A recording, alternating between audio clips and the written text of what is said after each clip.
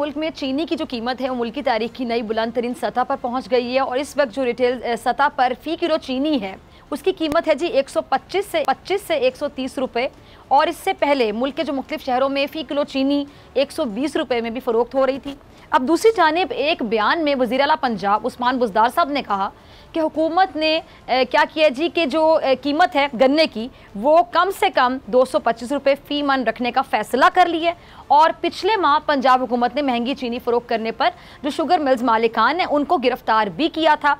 अच्छा, chief secretary Punjab के मुताबिक Chinar sugar mills Faisalabad, Shakarganj sugar mills Jhang और पसरूर शुगर मिल्स गुजरांवाला के मालिकान और इंतज़ामिया के खिलाफ जो मुकदमात हैं वो भी दर्ज किए गए हैं। और उनका ये भी कहना था चीफ सेक्रेटरी पंजाब का कि चीनी की मुकर्ररा से ज़ायद जो कीमत है उस पर फ़रोख्त की सूरत में कार्रवाई की जाएगी और सख्त तरीन कार्रवाई की जाएगी। अच्छा, अब खबर क्या आ रही है कि शुगर मिल्स मालिकान की गिरफ्तारी के खिलाफ एहतजाजन शुगर मिल्स एसोसिएशन ने फ़िलहाल जो नया क्रशिंग सीज़न है वो शुरू ना करने का फ़ैसला किया है, जिसके बायस चीनी की जो कीमतें हैं उसमें यकीनी तौर पे ना सिर्फ इजाफा बल्कि होश देखा जा रहा है। इस सिचुएशन में बात करने के लिए मेरे साथ मौजूद मेहमान मौजूद हैं माहिर मुआशियात खुर्रम शहजाद साहब। बहुत शुक्रिया खुर्रम साहब ज्वाइन करने के लिए। और अब्दुल रऊफ इब्राहिम साहब, चेयरमैन होलसेल ग्रोसरीज एसोसिएशन, आपका भी बहुत शुक्रिया अब्दुल रऊफ साहब वक्त देने के लिए। पहले मैं खुर्रम साहब आपकी तरफ आना चाहूँगी। खुर्रम साहब, खबर ये जी यूटिलिटी स्टोर्स के लिए चीनी की जो दरामद का तीसरा 50,000 मेट्रिक टन का जो टेंडर है वो मनसूख कर दिया गया और इससे पहले जो दरामदी चीनी है उसकी महंगी तरीन जो बोली है वो 117 रुपये फ़ी किलो मिली थी और जिसका टेंडर भी मनसूख कर दिया गया था। क्या हुकूमत ने, हम कह सकते हैं कि बहुत देर कर दी है चीनी दरामद करने का फ़ैसला करने में? जी अस्सलाम वालेकुम। देखें, पहली बात तो यह है कि एक फ़ैसला तो दुरुस्त हुआ है कि जो गन्ने की जो इब्तदाई कीमत होती है उसमें जो है इजाफा किया गया है। ऑफकोर्स फार्मर्स के लिए उसमें बेहतरी होती है, होनी भी चाहिए और वो तकरीबन 12.5% है पिछले साल के मुकाबले में, जो कि मेरे ख्याल में ठीक है क्योंकि इंटरनेशनल प्राइसेस बढ़ रही हैं सारी कमोडिटीज़ की, फूड कमोडिटीज़ की, और उसके अलावा जो है लोकल इन्फ्लेशन भी जो है वो काफ़ी ज़्यादा है। तो उसको मेरे ख्याल में कोप करने के लिए 12.5% का इंक्रीज़ जो है वो ठीक है। बट प्रॉब्लम ये है कि हमारे यहाँ जो है वो बम्पर क्रॉप आई है इस मरतबा और मैसिव बम्पर क्रॉप है चीनी की, सॉरी गन्ने की। तो वो चीनी की कीमत में कन्वर्ट क्यों नहीं हो रही नीचे जाने में? क्योंकि देखें पिछले साल जो है वो कोविड था, उससे पिछले साल टेढ़ी दिल का हमला था। तो वीट की क्रॉप हो या शुगर की क्रॉप हो या और दूसरी क्रॉप्स हों, उन सब में जो है ज़्यादातर डिक्लाइन था और इवन कॉटन में भी डिक्लाइन था। लेकिन इस मरतबा ना सिर्फ वीट की बम्पर क्रॉप आई है बल्कि शुगर की भी आई है और दूसरी फसलें भी बेहतर हुई हैं। तो पॉइंट ये है कि जब तक ये रिलीफ जो है या ये बम्पर क्रॉप जो है ये ट्रांसफ़र नहीं होती into decline in market retail prices जो कि कंज्यूमर को मिलती हैं, तब तक जो है ऐसी बम्पर क्रॉप का फ़ायदा नज़र नहीं आएगा। तो पहली बात तो ये है। दूसरी बात ये कि जो मिडल मैन होते हैं ऑफकोर्स प्राइस क्योंकि स्ट्रक्चर्ड मार्केट्स नहीं हैं और फार्म टू मार्केट यानी कि जो एक क्रॉप प्रोड्यूस होती है और वो रिटेल प्राइस बनने प्रोडक्ट बनने तक जो एंड मार्केट तक जाती है उसमें अभी भी बहुत फ़र्क है, उसमें बहुत सारे मिडल मैन हैं। तो ये सारे मिडल मैन जो हैं ये स्ट्रक्चर्ड नहीं है। जब तक स्ट्रक्चर्ड नहीं होंगे, कैपिटल की फराहमी सही नहीं होगी, क्योंकि किसान को जो कैपिटल फराहम किया जाता है वो भी बहुत महंगे रेटों पे किया जाता है। बैंक्स जो है वो आते नहीं हैं नॉर्मली इतनी छोटी मार्केट्स में, और फाइनेंशियल इंस्टीट्यूशन से है नहीं, माइक्रो फाइनेंस है लेकिन उनकी इतनी पेनिट्रेशन अभी है नहीं, और एसएमईज जो है और माइक्रो एसएमईज जो है अभी भी जो है वो स्ट्रगल कर रहे हैं। तो पॉइंट ये है कि एक तो स्ट्रक्चर्ड मार्केट का ना होना, दूसरा फार्म टू मार्केट पूरे बीच में जो है वो इनएफिशिएंसीज होना, कैपिटल की प्रोविजन ना होना। तो ये सारी चीज़ें रिजल्ट कर रही हैं इस चीज़ में कि जो एंड कंज्यूमर प्राइस है वो कम नहीं हो रही बल्कि बढ़ रही है, इसके बावजूद कि आपकी बम्पर क्रॉप आ रही है। तो मेरे ख्याल में ये बहुत बड़ा स्ट्रक्चरल इशू है। इसको सिर्फ हम इस तरह से देखेंगे कि जी एक मरतबा जो है वो प्राइस बढ़ा दी गई है और एंड कंज्यूमर प्राइस नहीं गिर रही। तो ये एक छोटा इशू नहीं है, ये स्ट्रक्चरल प्रॉब्लम है जिसको गवर्नमेंट को जो है वो टेकअप करना चाहिए। सही, ठीक है जी। अब्दुल रऊफ साहब आप भी हमारे साथ मौजूद हैं। आपसे मैं जानना चाहूँगी कि इस वक्त आप लोगों को होल सेल में जो चीनी है तो वो किस रेट पर मिल रही है और ज़ख़ीरा अंदोज़ माफिया जो है क्या आप लोगों को सप्लाई नहीं दे रहा है? देखिए ऐसा नहीं है। जो चीनी कल यानी संडे था और सैटरडे को 115 रुपए थी जी। एक्स मिल, आज 119 रुपए हो गई। अब होलसेल में जाके ये 121 हो गई। अब रिटेल में जब आप लेने जाएंगे तो 130 रुपए से कम ये चीनी नहीं फरोख्त होगी। डायरेक्ट कंज्यूमर रिटेलर है, मेन बेसिक आप समझें। कोई भी 100 किलो या 50 किलो नहीं लेता है, 1 किलो लेगा चीनी, 2 किलो लेगा, इसी तरह होता है। अब हमारे यहाँ होलसेल का और रिटेल का डिफरेंस भी इतना है कि 25% डिफरेंस है, जिसका चेक एंड बैलेंस ही कोई नहीं है। और दूसरी बात ये जो साहब ने अभी बात की, मेरा ख्याल है उन्होंने बताया कि जी ये मिडिल मैन का किरदार। देखें, जब गन्ने के रेट थे, जो पिछला साल गुजरा है, 200 का रेट फिक्स किया था 40 केजी का, उन्होंने हाईएस्ट करके लोगों ने खरीदा, मिडिल मैन ने बीच में से लिया, और ये 260 तक की एवरेज पे शुगर मिल मालकान ने गन्ना लिया, जिस पे शुगर मिल मालकान को सेल टैक्स के साथ 73 रुपए का 73 रुपीज की शुगर पड़ती थी। आप मुझे बताएं कौन सी ऐसी कयामत आ गई कि आज 119 है और कोई कंट्रोल है? कहीं कंट्रोल है क्या? शुगर माफिया शुगर कंट्रोल करने में या गवर्नमेंट अपनी रीट कायम करने में क्यों नाकाम है? क्यों इदारे काम नहीं कर रहे? बेसिक तो ये है, जब हम क्रॉप हमारा अपना है, एग्रीकल्चर, हम गन्ने में भी हैं और गंदम में भी हैं, लेकिन आप देख लें कि दोनों में फेल है। हमको इंटरनेशनल मार्केट के इसमें टच में नहीं है हम, कि इसको हम इंटरनेशनल मार्केट से हम जोड़ते हैं हर वक्त। ऐसा नहीं है, इदारे काम नहीं कर रहे हैं। ठीक है।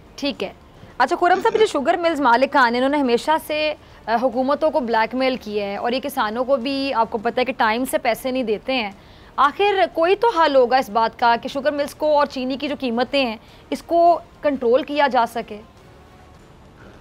देखें, मैं फंडामेंटल बात करूंगा और वो ये है कि जब जो डिसीजन मेकर्स हैं वो खुद अगर पार्लियामेंट में बैठे होंगे या जो जिनका कॉन्फ्लिक्ट होगा, जिनकी जो है वो कारोबार होंगे और उसी कारोबार पे वो फैसले करने वाले भी खुद होंगे, गवर्नमेंट और ये कह लेंगे स्टेट और नेशन के बीच में कॉन्ट्रैक्ट होता है, वो कॉन्स्टिट्यूशन जैसे कहते हैं, उसके हिसाब से अगर आप काम नहीं करेंगे और फिर आप फैसले सारे वो लेंगे जिस पे आप खुद बैठ के जो है वो उस मिनिस्ट्री पे या उस फोरम पे खुद बैठे होंगे और आपका कॉन्फ्लिक्ट ऑफ इंटरेस्ट भी होगा।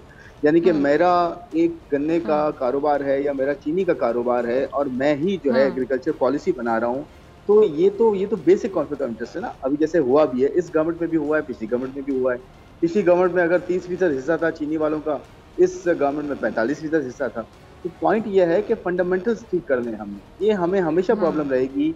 आपको ये हमेशा नजर आएगा कि जो प्राइसेस इतनी बढ़ रही हैं, वहाँ पे तो क्रॉप हमारी इतनी हो रही है, कभी एक्सपोर्ट हो गई है पता भी नहीं चला, और हमारे पास स्टॉक कितना ये भी नहीं पता चला, सही इन्फॉर्मेशन नहीं मिली, हमने इम्पोर्ट किया तो वो महंगी हो गई। चीनी तो देखें, सबसे बड़ी बात ये है कि दुनिया में तो चीनी का इस्तेमाल कम से कम होता जा रहा है, खासकर ये वाइट शुगर का, रिफाइंड शुगर का, क्योंकि ये सेहत के लिए भी ठीक नहीं है। तो हमारे तो हेल्थ मिनिस्ट्रीज कहाँ हैं, हमारे फूड की जो क्वालिटी फूड कंट्रोल वाले वो कहाँ हैं? तो पॉइंट ये कि हम फंडामेंटल बात करें, इस चीज को ठीक करने की कोशिश करें। नंबर 1 कि कॉन्फ्लिक्ट ऑफ इंटरेस्ट, जब हम डिसीजन मेकिंग करते हैं, कॉन्फ्लिक्ट ऑफ इंटरेस्ट किसका है, किसको हमने डिसीजन पे बिठाया हुआ है और उसका क्या कॉन्फ्लिक्ट है उस बिजनेस के साथ, नंबर 1। दूसरा, आपके पास ये हेल्थ रिलेटेड जो क्वालिटी कंसर्न्स है ये वाले, कि हम कौम को क्या खिला रहे हैं, कौम को क्या पिला रहे हैं हम। अगर हम ये करते रहेंगे तो क्या हमारी कौम जनरेशन आगे जाते हुए बेहतर होंगी, मेंटली फिजिकली बेहतर होंगी? क्या नुकसान हैं इसके, क्या फ़ायदे हैं, और कौम को एक्सचेकर पे कितना जो है वो नुकसान हो रहा है इन मिलों का और इस मिडलमैन का इस तरह से होने से क्या फ़ायदा हुआ आज तक? तो ये फंडामेंटल हम जब तक बात नहीं करेंगे, ठीक नहीं करेंगे चीज़ों को, मेरा नहीं ख्याल कि ये हम जो है कभी इससे निकल पाएंगे। ये हमेशा आपको नज़र आएगा 120 की चीनी हो जाएगी, कभी 150 की हो जाएगी, कभी 70 की मार दाड़ करके आ जाएगी, ज़बरदस्ती 70 पे 60 70-80 पे आ जाएगी। और आप ये देखें, पिछले 1-1.5 साल से शुगर माफिया की बात आप कर लें या शुगर वालों की बात कर लें, और कितना ज़्यादा एक्शंस भी लिए गए, लेकिन प्राइसेस नीचे आई हैं। एंड कंज्यूमर को तो प्राइसेस नीचे नहीं मिली, उसको तो महंगी की महंगी मिलती जा रही हैं।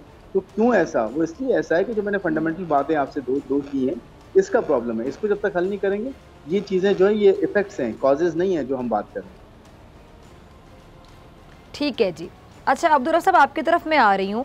ये जो ग्रॉसरी की कीमतों में इजाफा हुआ है और ख़ासतौर पे पिछले 1-2 महीने से तो मेरे ख्याल से बहुत ज़्यादा इजाफा देखा गया है, लोग बहुत परेशान हैं। इसकी क्या वजह है? हुकूमत ये कहती है जी महंगाई हुई है, लेकिन जो होलसेल वाले हैं वो नाजायज़ मुनाफा रखते हैं, जिसकी वजह से कीमतें जो है वो आसमानों पर पहुँच जाती हैं। क्या वाकई ऐसा है? देखें मैं आपसे अर्ज करूँ कि देखें, पहले तो चीनी पे आपने की बात, मैंने चीनी में आपको बताया कि ये मसाइल हैं। अगर ये 225 का भी रेट रखते हैं तो भी चीनी 74 से ऊपर नया करोब भी नहीं जाएगा। लेकिन रिट कायम करना ये गवर्नमेंट का काम है, हमारा नहीं। अब दूसरी बात आ गई, हमारे यहाँ जो गंदुम है, गंदुम हमारे यहाँ बेसिक खुराक है। गरीब आदमी को 2 वक्त की 2 रोटी मिल जाए पानी के साथ ही, क्योंकि आजकल का बजट जो है, जो किचन का बजट है, वो 20,000 रुपये तनख्वाह है, वो कैसे रोटी खाए, ये भी एक मुश्किल मरहला आ गया है। तो देखिए आप, आटा जो हमें फराम होना चाहिए 52 रुपये 54 रुपये में 67 है। अब जब इस पे सब्सिडी दी जाती है रूरल मिल मालकान को, तो मैं पूछने का राइट रखता हूँ कि वो 54 रुपये में आटा होलसेल में क्यों नहीं बेच रहे हैं? ये आटा कहाँ बिक रहा है? अच्छा, सेकंड बात आप सोचें कि 61 रुपये में गंदुम आ रही है बाजार में। 61 रुपये में गंदुम जो आ रही है, वो मिडल मैन ने जखीरा किया है। क्यों उनको नहीं रोका गया? क्योंकि गंदुम का जखीरा नहीं कर सकते आप। महंगाई का कंट्रोल करने का सिस्टम है ना, वो सिस्टम को राइज किया ही नहीं जा रहा, हर जगह पे बेलगाम छोड़ा जा रहा है। अब आपने पूछा कि कीमतें क्यों बढ़ रही हैं? दालों की कीमतें डॉलर की वजह से 15% अफेक्ट आया। 15% जो इंटरनेशनल बाजार हैं वो तेजी हुई, तो वो अफेक्ट आया, तो तकरीबन 30% अप हुई।